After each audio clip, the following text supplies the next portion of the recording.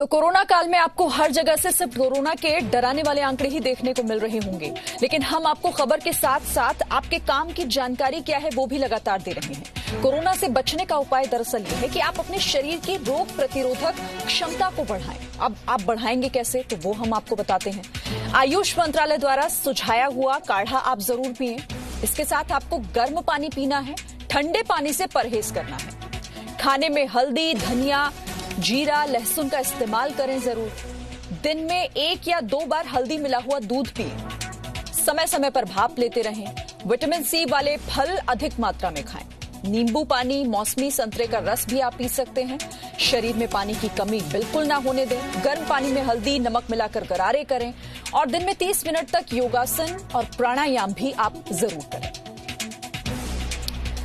तो दिल्ली एनसीआर के लोग कोरोना को लेकर डरे हुए हैं, लेकिन हम बार बार आपसे यही कह रहे हैं कि आप डरिए मत, पर हां, जागरूक जरूर रहने की जरूरत है आपको। दिल्ली एनसीआर में कोरोना की स्थिति क्या है ये भी आपको जानना चाहिए। यहाँ दिल्ली जिन शहरों से घिरी हुई है वहां कोरोना के कितने मामले हैं ये भी आपको पता होना चाहिए। दिल्ली में कोरोना के 41,182 केस हैं। नोएडा जो दिल्ली से सटा हुआ है वहां पर 935 कुल मामले। गाजियाबाद में कोरोना मामलों की जो संख्या है वो 625 है। फरीदाबाद में यह आंकड़ा बढ़ा हुआ है 1,277। गुरुग्राम में कोरोना के कुल मामले 3,294 की संख्या में हैं। तो दिल्ली एनसीआर में कोरोना के जो कुल मामले हैं वो 47,313 हैं।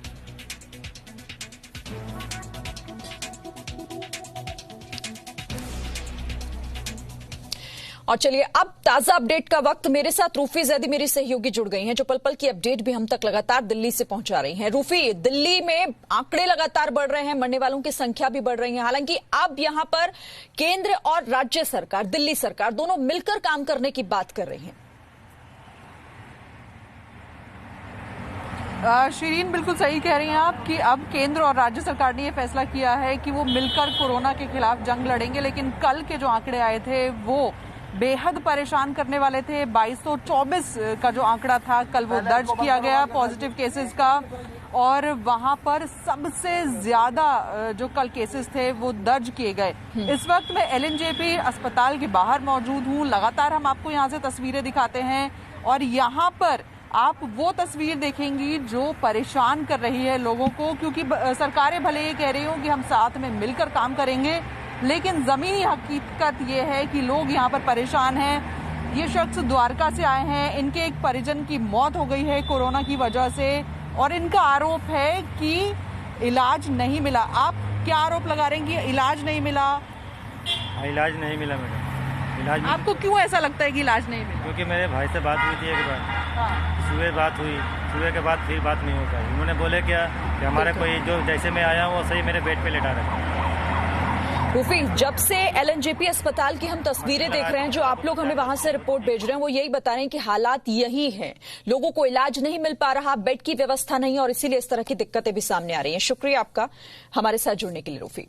अब सवाल यहां पर यह भी है कि क्या दुनिया की कोरोना कैपिटल बन गई है दिल्ली? क्योंकि दिल्ली में कुल केस अब 41,000 के भी पार निकल चुके हैं और बाकी देशों से अगर आप इसकी तुलना करेंगे तो आप देखिए सिंगापुर में कुल केस की संख्या क्या है। सिंगापुर में 40,604 केस हैं। इसके बाद इंडोनेशिया में कोरोना के कुल मामले हैं 38,277। पुर्तगाल में कुल मामले 36,690। कुवैत में कोरोना के कुल मामले 35,920 हैं, जबकि यूक्रेन में कोरोना के मामले 31,851 अब तक दर्ज किए गए हैं। तो गृह मंत्री अमित शाह लगातार एक्शन मोड में हैं और आपको यह भी बता दें कि कल भी उन्होंने 2 बैठकें की हैं। कल 2 बैठकों के बाद आज सर्वदलीय बैठक भी होनी है। जाहिर तौर पर दिल्ली के जो बिगड़ते हुए हालात हैं वो कैसे सुलझाए जाए, कैसे उनका समाधान निकले, यहां ये बहुत जरूरी हो गया। दिल्ली का आंकड़ा लगातार आपको दिखा रहे हैं और आखिर कैसे दिल्ली कई देशों से आगे निकल चुकी है वो भी हम आपको बता रहे हैं।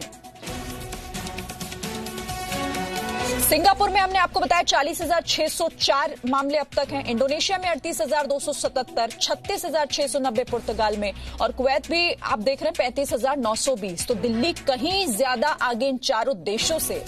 एक राज्य, केंद्र शासित प्रदेश और 41,182 मामले अब तक दर्ज किए जा चुके हैं।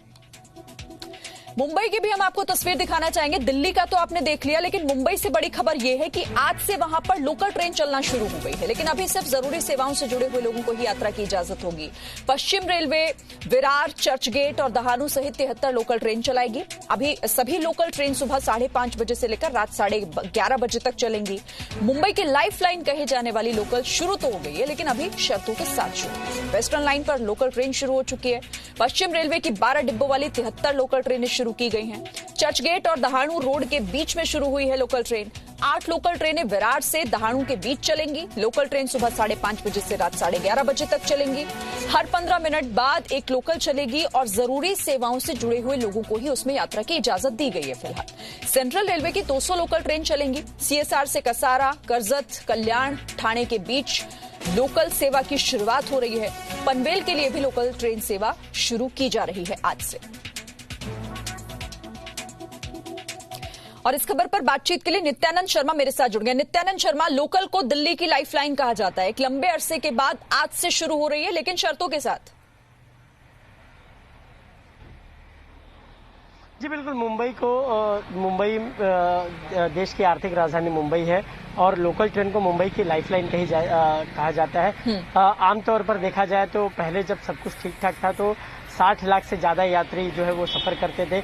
अब जबकि तीनों रूट पर बात करें तो सेंट्रल, हार्बर और वेस्टर्न पर लोकल ट्रेन की शुरुआत हो चुकी है और ऐसे में तकरीबन 1.25 लाख लोगों को इसका फायदा होगा। और ये वो लोग हैं, आपको बता दें, पहले ये एक चीज स्पष्ट कर दे कि ये जो लोकल ट्रेन है आम मुंबईकरों के लिए इसकी शुरुआत नहीं की गई है। जो लोग एसेंशियल सर्विस के लिए काम करते हैं उनके लिए शुरुआत की गई है। ऐसे लोगों को राज्य सरकार ने आइडेंटिफाई किया है। तकरीबन संख्या बताई जा रही है कि 1.25 लाख के करीब है, ये लोग सफर कर सकते हैं। इसके पहले हमने देखा कि जिस तरीके से बस में जो है ओवर क्राउडिंग दिख रही थी, सोशल डिस्टेंसिंग की धज्जियां उड़ रही थी, तो अब सुबह जो लोग लोकल ट्रेन से लॉकडाउन के बाद जिन लोगों ने सफर किया वो काफी रिलैक्स महसूस कर रहे थे। जो लोग विरार से लेकिन नित्यानंद, जल्दी से जानना चाहूंगी कि नियम कायदे कानून क्या है? मतलब एसेंशियल सर्विसेज के लिए इजाजत दी गई है उनसे जुड़े हुए लोगों के लिए, लेकिन नियम कायदे किस तरह से बदले गए हैं?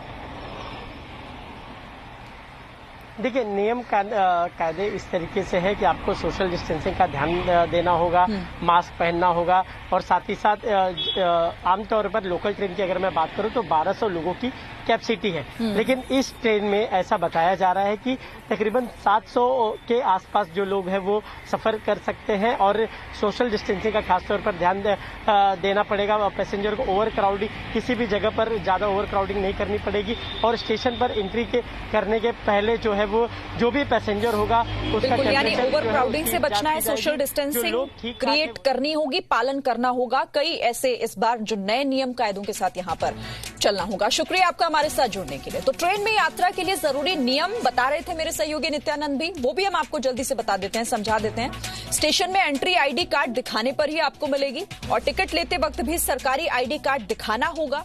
स्टाफ को कलर कोड वाले QR आधारित ई-पास दिए जाएंगे। बीमार और कंटेनमेंट जोन से आने वालों को इजाजत नहीं दी जा सकती। यात्रियों को 2 गज दूरी का पालन करना होगा, ये जरूरी है। 1200 की क्षमता वाले डिब्बों में सिर्फ 700 यात्री ही सफर कर पाएंगे। हर स्टेशन पर मेडिकल स्टाफ के साथ एम्बुलेंस तैनात होंगी।